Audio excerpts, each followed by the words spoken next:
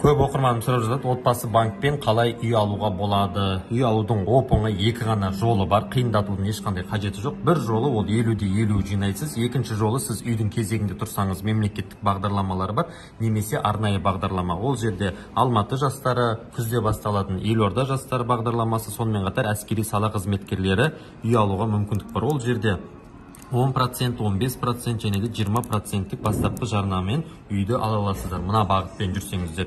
Және де мынау мемлекеттік бағдарламада бізде бақытты отбасы да кіреді, нұрлы жердің конкурстық үйлері кіреді, шаңырақ бағдарламасы кіреді. Оны сіздер жақсы білулеріңіз керек. Ал 50-50-де үй алам десеңіз, тағы да негізгі 3 жолы бар. Егер де сіз вторичка үй алатын болсаңыз, процент 8,5 болады. Жаңа үй алсаңыз 7%-тен басталады. Ал егер де 50-50 мен 3 жылдан артық жинап, опыңыз 16-ға толып жатса, онда 5%-мен табыс көзін растамай алуға мүмкіндіктеріңіз бар. Болды, мінекей.